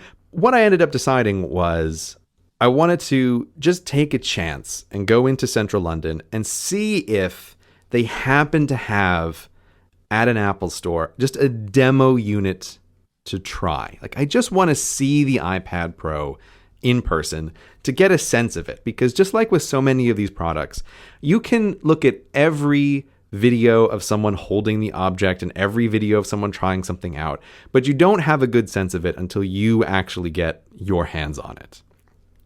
So I thought, okay, I just want to see if they have a demo. So I went into central London at around 11:20 or so. I went into an Apple store, and I go and I take a look around, and I am a sad monkey because there's no iPad Pros visible for sale. I think, oh, this is a shame. I just wanted to try it. But I thought, okay, well, you know what I'm going to do? Let me just ask one of the sales guys, because normally I don't like talking to the salespeople in stores if I can ever possibly avoid it. But the Apple people, I don't mind, because sometimes you can trick them into telling you things that they're not supposed to tell you, which is delightful. Yeah, I did that with the person that I spoke to. Oh, yeah? Yeah. What can you say? What secret information you got? She was just being very nice, but she didn't really seem to. She just seemed very she wasn't sure of what was in, right? Mm-hmm. She was saying, yeah, we've got the keyboard, and then was like, oh, no, we haven't got the keyboard. She just seemed very unsure about it. So whilst I was waiting for my iPad to be brought out from the back, I was just saying, I was like, when did they arrive then? And she was like, oh, they arrived this morning. And I was like, didn't you know that they were coming in? She was like, no, we had no idea. We just opened the boxes and they were there, and we didn't even know anything about it. And we were like, hang on a minute, these boxes are too big. And it was just like, okay. I'd just like to ask them stuff like that. Yeah. It's great to pretend like you're a bit naive sometimes to try to see what you can draw out. I can't go into details, but I did once have someone tell me far more about the store's security policy than they possibly should have. Well, I once had somebody tell me that some of the tables have cash in them. Oh, yeah? Yeah. No, that's not true. That's like an urban legend. I've seen it, man. But yeah, so it's fun to talk to the Apple employees. And they also, I am absolutely convinced, if anybody has worked as an Apple employee, I would love confirmation of this, but I don't really need it because I know it's true, that they go through some kind of training about how to have great conversation starters with people.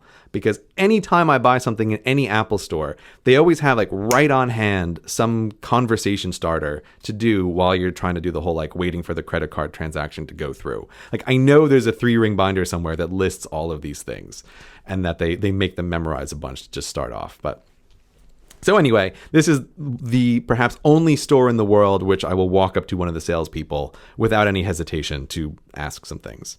So I go up to this guy who's just standing on his own, and I say, hey, do you know when the iPad Pros are going to be in the store?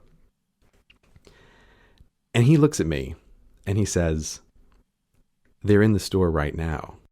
I go, oh, yeah? He says, oh, yeah. Right? Like, he really, like, he gives me, like, this real, like, you've just come to the right guy kind of look. And what I thought he meant was, oh, they must have gotten a shipment, but, you know, they're like, he's letting me know a secret that I'm not supposed to know. That like, they're in the back storeroom, but they'll be out tomorrow, right? Like, that's what I think he's going to tell me. But what he actually does is he reaches for that little iPod sales terminal that they have. And he says to me, what are you looking for? And right now, again, I'm looking around the store. There's not an iPad Pro in sight, but this guy has like this devilish little smile on his face about like he's going to hook me up. So I literally said to the guy, I feel like we're doing a drug deal right now. Because it felt like it was this secret thing. Like, am I supposed to get an iPad? Like, I don't quite understand what's going on. But so anyway, he's like, oh no, I can get you an iPad Pro. Don't you worry. And so we run through the details of what I want. And so he taps the little buttons, and he's like, okay, hold on, I'll be right back. And he runs off, and he gets the iPad Pro, and he comes over to me, and then we start doing the like paying for it transaction. But before I'm able to give him my card, this other person comes up and like waves him over, so he steps away from me a little bit. And now I'm looking around. This other person isn't wearing the uniform of the guys in the store. He's not wearing the security uniform, but you know that feeling you have of like, this is clearly a person in charge, right? Some people just radiate that aura. And so this guy came over and was like, oh, I wonder who he is. Like, he has no markings on him, but he is obviously in charge. And so the sales guy goes over and talks to him for a few seconds. And I can't hear what they're saying, but this guy's like nodding at me, and the salesperson is sort of like confirming yes, yes. And then they both come walking back to me. And I'm like, oh, I don't like this. I don't like this one tiny bit. And the guy says to me, oh, hi, I'm the manager of this Apple store. And he reaches his hands out to shake my hand. So I shake his hand. I'm like, hi. And then he says, congratulations. You're the first person in London to buy an iPad Pro. No. Yes. He says, what? You're the first person in London to buy an iPad Pro. This is the first store that got the delivery. And in our little purchasing tracking system, you're the first person to buy one. And then he says, do you mind if we do some publicity photos with you? Uh-oh. Right? I am not the guy for this, right? This is not the thing that I want. But they helped you out. But I said no. I said no to the guy. Because all I'm thinking, I was like, man, this is not what I want. I really don't want to be like on one of those photos when Tim Cook is running through the iPad Pro sales numbers at WWDC in the summer. It's like, I do not want to be this person. And like, I don't like this stuff so much that I don't even really like to be near the Apple stores at the opening time for any of their launch products, because at least in central London, they're just media circuses, right? Like, there's cameras everywhere. At the Covent Garden store in particular, there's very often professional filming equipment that's clearly being used by Apple to like film everybody going into the store. So I always stay away from all of these things, right? So what did you say? Did you just say no? I said, oh, I'm really sorry, but I'd rather not. I'd really rather not. Okay. And 100% to the manager's credit, he didn't push it a single time after that. He wasn't like, oh, we'd really love you to do this. But it was a bit of like an awkward moment, and it just felt like I shouldn't be saying no in this moment. Like, you were clearly waiting around for the first person to do this. So it's just a little bit awkward. Okay, but so the story doesn't end here, because I want to get the hell out of the store now, because this is not my ideal shopping experience. I want things to go smooth and normal every time I have a retail experience. Currently, this is the complete opposite to the type of experience that you have. Right. In so much as now people want to take your photograph while you're buying this product. Right. I was like, okay, I want to go in, I want to get a thing, I want to get the hell out of here. But this is not the case. But so anyway, now the manager is still standing there, and I'm trying to like divert my attention back to the sales guy about like, let's complete this transaction, shall we? Like, let's go through this as fast as we possibly can. So I'm giving him again my card of like, let's buy this, right? Like, can I just get this and get the hell out of here? And of course, because this is the way the universe works, the card that I give the guy to buy the iPad Pro, it didn't work, right? It was over the limit. And as I have always discovered in life, when one card doesn't work, it means the other cards on the same account are probably not going to work as well. And so I gave the guy a second card that was in my wallet, and it was like, oh no, transaction declined. And I was like, hey, I've just given 2 cards to this dude, and they're both declined. The manager's standing there. And while that's happening, some of the other salespeople have noticed that the manager is standing by me and that there's an iPad Pro on the table. And I tried to like discreetly cover up the box with my jacket. But like, I've also not purchased this yet, but like people are clearly noticing. And suddenly there's like 4 Apple employees all standing around. And one of the girls turns to one of the other guys and goes like, is he the first one who bought the iPad Pro? And they go, yeah, he is the first one who bought the iPad Pro. And this employee, she starts clapping, right? Like clapping. Great. Now, again, I totally understand. Why? Like for any normal person, this would be fine. No, nobody wants to be clapped.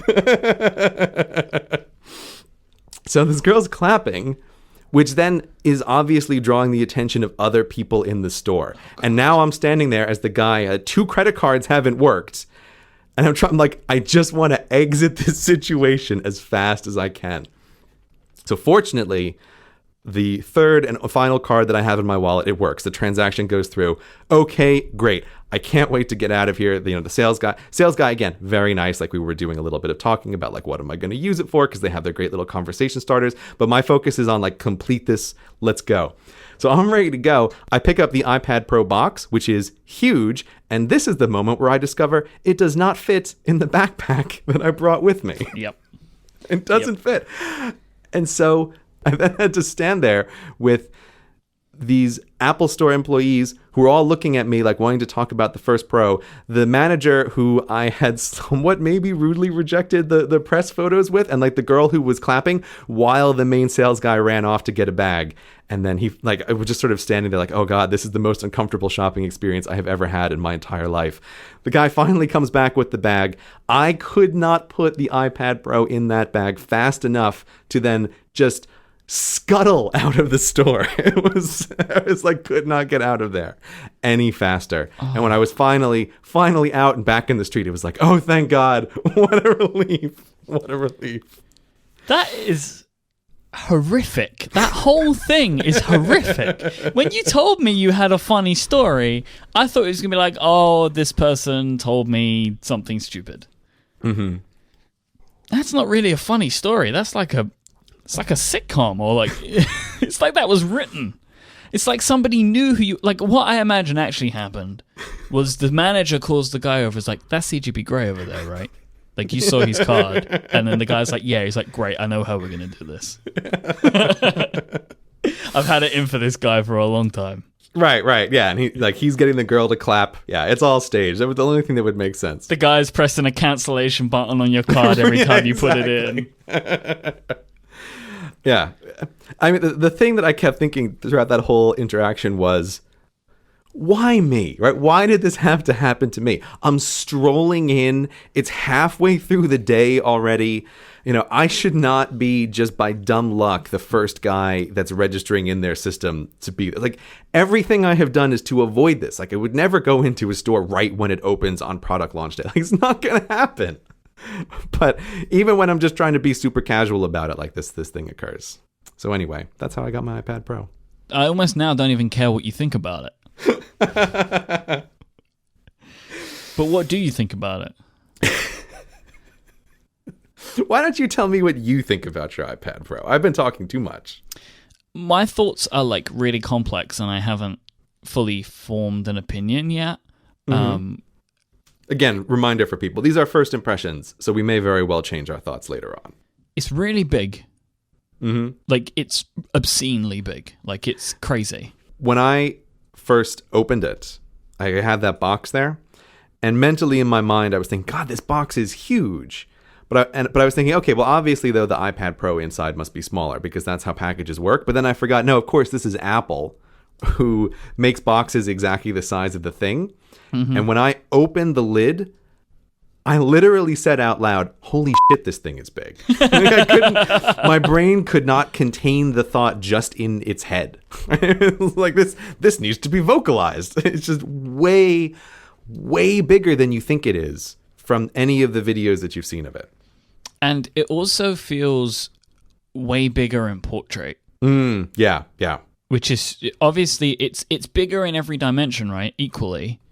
But it just feels way bigger in portrait than it does in landscape. And I don't know why that is, but it does feel that way. The speakers are really amazing. So when I was like watching a movie on it, right? Mm-hmm. And I thought to myself, this is the most iPad. Oh, yeah? What do you mean by that? Well, like everything that makes an iPad good, it's got all of it more than any other iPad has had before, right? Mm-hmm. So like the speakers are really great. So music and movies sound really awesome on it. The screen's really huge. So movies naturally will look better on it. Like, so it's like, this is very iPad and I really like that. I'm just really struggling with certain parts of it. Like the software keyboard is great and horrific. Yeah, okay. So my thoughts mirror yours in that, not that I think it's the most iPad of iPad, but I keep thinking, this is a computer without the computer. Like whenever I'm using it, it feels like, where's the laptop? Because the only time I have a screen that is this size, it's when I'm using my MacBook Pro. And it feels like, oh, did I rip off the MacBook Pro screen, but it still works? Oh, okay. Like this is just an interesting size to have. And even though my first thought was this thing is just comically, ridiculously big, later in the day I was using it just for some normal work, and I had it on a little stand like I would normally use, and I was using a Bluetooth keyboard with it. And I thought, oh, actually, I get used to this size almost instantly, because when I'm using it in this way, it feels very natural. It feels like, oh, this is just a laptop size. But like you, I have some serious thoughts about their software keyboard. And my thoughts are mainly, I do not like it. I do not like it one tiny bit. And I am seriously angry about a thing, which is that they have removed the split keyboard option. So for people who don't know, because this is, I don't know, somewhat of a hidden feature maybe, but on iPads, in the bottom right-hand side of the iPad, there's a button that you can press and hold, which gives you an option to split the keyboard into two pieces that then go to either side of the screen. And the idea then is that you can hold the iPad with two hands and thumb type like you're on your phone. And for reasons unbeknownst to me, this option is not available on the iPad Pro. Like, I would have thought it was just a bug had I not had it confirmed in other reviews. Like, oh no, yeah, this is removed. This is not here anymore. And I can't believe this because that split keyboard is the only way that I ever type on an iPad. Like when I buy an iPad, the very first thing that happens is split the keyboard and I never join it back again, ever. And I'm shocked that they took this away because if you, like, let's say you're looking at all the different iPads. Pro, regular, mini.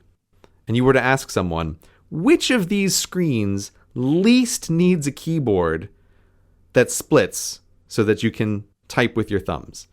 I would say obviously the Mini, because it's so small already that most people could thumb type if they're holding it with their two hands. And that the iPad Pro, the biggest screen, most obviously needs a keyboard that you can split so that you can type on either side. But that's the one that doesn't have it, and I am absolutely, absolutely baffled by that decision. I do not understand it. Like, I don't think I can hold this and thumb type on it. Like, I'm trying and I can't do it. Because even in portrait, the screen's just too large for me to be able to both hold and type on this thing at the same time. Yeah. Like, you have to have it supported against something and type as you normally would on a keyboard, which I understand because, like, it's like, well, the screen's... I get it, right? I know why this is happening, but I don't know how I feel about it yet. Like, I don't know if it's a trade-off I'm willing to accept. I haven't come to that decision. Their decision to remove the split keyboard is... I mean, this is the thing that happens with Apple. Sometimes they make a decision that they want you to use a thing in a particular way, and they're going to take away your option to do it in a different way. And most famously, I'm going to forget the exact Mac that it was on, but on one of the very early Macs when they were switching to the graphical user interface, they released a Mac that did not have any arrow keys on the keyboard. And the reasoning, as we have interpreted it through like the historical lens, is that Apple wanted people to be forced to use the mouse. Right? So we're not going to give you arrow keys like you're used to with your command line programs. You have to use the mouse, whether you like it or not. And I feel that like taking away the split keyboard on the iPad Pro is a bit like taking away those arrow keys. It's like, we are going to force you, whenever you're inputting text on the iPad Pro, that the iPad Pro is going to be on a desk. It is not possible to stand up and input text on the iPad Pro at the same time, unless you want to do the really awkward thing, which is cradle it in one arm like a baby and then try to touch type with your other hand, like through a hunt and peck mechanism to enter text. Like, that's the only way you're going to be able to do this standing up. Like, I think that Apple is forcing it on the desk for text input, and I think that's a bad decision. I don't like that. I don't like that at all. It's like I'm kind of doing it right now, but I'm not comfortable in the way that I'm holding this thing. So like I'm holding it right at the very bottom and I'm typing with my thumbs and it's uncomfortable to hold and I'm worried I'm going to drop it. But the thing is, I do like the keyboard. This is what my confliction. I like having the numbers there. I like all the extra characters. I don't like that it's only in US layout, no matter what you do. Mm-hmm. You can say put it in UK layout and it changes the glyphs but not the actual key sizes, which is madness. So I have a tiny little return key rather than the beautiful boot that you find on a good UK keyboard. And a mere slither of a delete key. The delete key is infuriating on the new one. It's like, I will miss that every single time. I don't understand why they have this bizarre delete key. So because I can't type on this iPad the way I want to, the way I type on every single iPad that I own, which is the split keyboard all the time, I thought, okay, well, let me try to do this the Apple way and type with their software keyboard. Now, I have the additional problem in that I use Dvorak to type, and Apple does not allow you to arrange their inbuilt keyboard as Dvorak. So I would be useless at trying to touch type on this keyboard normally. But I have spent many, many years of my life going back and forth between QWERTY keyboards in schools and Dvorak keyboards that I type on, and I am very good at looking at a QWERTY keyboard and typing on it. Like, that is a thing that I can do. I can use both layouts fine. But looking at this software keyboard, I have an extraordinarily hard time trying to type on it because or I shouldn't say hard, but just deeply uncomfortable, because it feels like, okay, this is roughly the same size as a regular keyboard, but I still feel like I need to hold my hands very close together to try to have them in the right position to type on this thing. It feels cramped, even though there's more space. And the buttons on the side feel like they're way too big. Like this shift button, the size of it is really wide. The keyboard just seems really uncomfortable to me. And I thought maybe I'm just I don't know, maybe I'm being overly critical, but there are a couple of apps on my iPad Pro that when I load them up, they don't scale yet for the iPad Pro. And what it does is it loads up the old-fashioned keyboard instead. And so I thought, oh, well, this is an interesting test. This is an interesting comparison. So the old-fashioned keyboard that doesn't have shift buttons on the side or a caps lock button on the side or this dumb, really narrow delete button, the one that's just on the regular iPad that everybody knows, that I can type with relatively easily on the iPad Pro. It's like, oh, this is much more comfortable. Like, take the old one, but just make it bigger.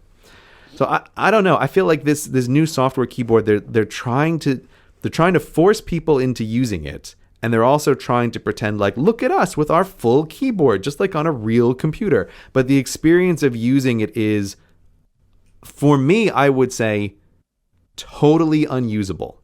I can't type on it like I would type on a normal QWERTY keyboard, and I can't flip it into thumb mode so I can type as easily as I can type on an iPhone.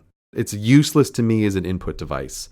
And so my conclusion is, well, anytime I'm using this iPad Pro, I'm going to have a keyboard with it, which means I'm going to be getting that keyboard cover, even though I don't expect to really like that keyboard cover.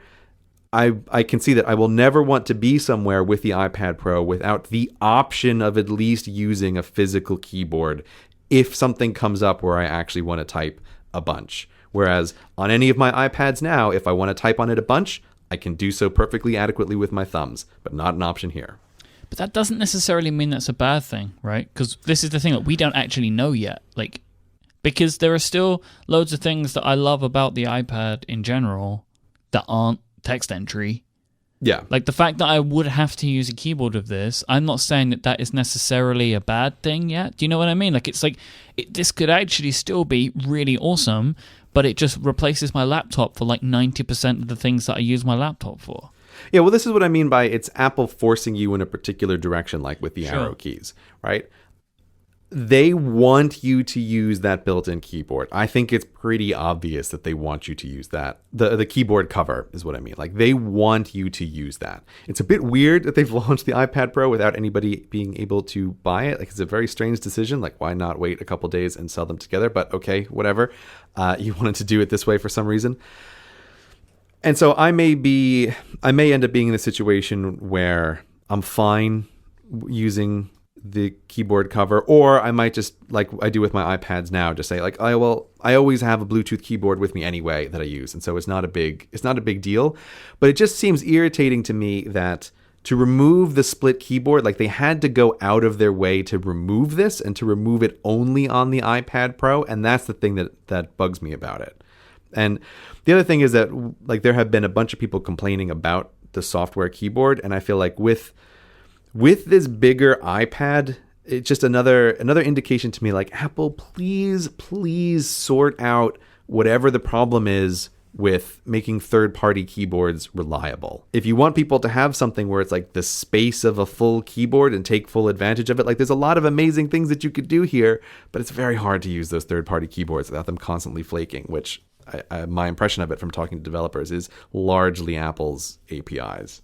I agree. I mean, I would like it because it's kind of frustrating. It's like, we're going to give you the ability to have these keyboards, but they're going to be really crap because we're not giving whatever it is. We're not putting enough effort into making them as good as they could possibly be. Yeah, it feels like it just hasn't been updated. And the third-party keyboard thing, to me, seems like a really sensible thing for Apple to do, because you think about, like, okay, what should Apple focus on? Like, they should focus on this core operating system and the core features that it does. Should Apple be super concerned with worrying about every single keyboard layout everywhere in the world and every combination that people might want to have? Like, I think that's a lot for any company to care about. And so it seems quite natural, like, okay, look, if there's someone somewhere that wants to do something different with their text input, like, let them make a keyboard that's exactly the way they want, and then they can put it on the store, and if other people want it, they can get it too. It seems really natural to leave that to third parties, but it's just not, the current state of it is not acceptably usable. What I've done is just mentally totally ridden off the ability to put text into the iPad via the software keyboard. So in a way, I'm pretending like, oh, it doesn't even exist, and I just have to use this device with a keyboard. And so that's my way of not getting angry about it. That's my way of dealing with it. I don't know if that's good or not. I don't know if it's good or not, but it's a way to make me calmer about the situation. Sure. It's like, okay, I'm just pretending there's no keyboard on this device. Okay. Right? That's my mental framework for the iPad is there's no keyboard. I always have to use an external keyboard. That's just what I'm going to do. But anyway, that's my only major complaint about it. And of course, it's always easy to complain about stuff. But aside from that, my first impression is largely, I f***ing love this thing. Yeah, I agree with you. Right? Yeah, I agree with you. There are things that annoy me about it, as there are things that annoy me about every piece of technology that I own. Mm-hmm. But overall, I also love it. Like because I can take two apps and I can put them side by side, and it's two iPads. Yeah. Right? It's like, oh my God, I love it. Right. So obviously, Federico on the network, he's been testing one for a week of Mac Stories. Mm-hmm. He had a fantastic review. We did a great episode of Connected with him talking about it. And he is the iPad guy, right? He does all of his work from an iPad. And hearing the way that he spoke about it after like using it for a week, it's like, yeah, I can see how he got there. Like, this thing is a beast. And it's why I'm so anxious now to be able to try it out with the whole package. Yeah. Especially the pencil. Did you see? I don't know if you've seen this, but it's weighted so it can't roll away. Oh, Mike, I have read every single review that even passingly mentions the pencil. Right. And I have found all of them lacking. Because they're not giving us, because people aren't really talking about handwriting, which is what me and you care about. Yeah, I was realizing this morning that the only person whose written review of the pencil I would trust would be yours. Because everybody who's using the pencil is some version of, oh, I haven't written anything by hand in years, but I can sign my signature with it, all right? It's like, oh, that is not sufficient for what I am looking for, right? Like, I am not asking if it is better than the machine that does my signature on the UPS package delivery guy. Like, this is not what I want to know. What I want to know is, can I be looking at printed text on the screen and make a little insert character and write above a sentence what I want to be added to that point in the sentence? Like, that is the precision level that I am looking for. I don't know if they have that, but yeah, I read every pencil review and it was like, this is not even within light years of the amount of detail that I'm looking for. But even if, as we in past episodes have tried to play down our potential excitement for the pencil, I can say that without a doubt, even if the pencil falls short of what I want it to be, I will still use this iPad Pro and absolutely love it. I was doing this morning, I was writing a script for a video that I'm working on. And one of the things that I do a little bit on my iPad Air, but is just so nice to do on the Pro, is I have the script that I'm writing on one side of the screen. And then as a little column, I have a bunch of notes about the script that can just stay in place, that can always stay in my visual field. So one of the things I do when I'm writing is, to try to keep myself on track, I like to make little bullet points about, here are the 3 main points that this script should be about. So that when I'm writing, I'm kind of comparing every paragraph to those 3 bullet points. Like, does this reinforce one of these points, or am I going off on too much of a tangent? And it's just really nice to be able to have lots of space where the whole script is there, and I can also have these little notes to myself constantly visible on the side and not feel like I'm giving up a whole bunch of screen real estate to do it. Like, I could do it on the iPad Air 2, and I have been doing it for a couple of weeks now that things have finally been updated to iOS 9, but it is a much, much better experience on the Pro. And even a couple of things, like I installed, I think in the future, as we were talking in the earlier part of the show, I am almost certainly going to set up the iPad Pro as my offline creation machine. But when I was just testing it out yesterday, I did install Slack. And even there, I was getting some messages from the artist that I'm working with on the current project. Slack is so good on the iPad Pro. Oh, it is very good on the iPad Pro. Because you don't have to swipe any panes. It's all there. Yeah, you don't have to swipe any panes. I was able to jump in and out of conversations.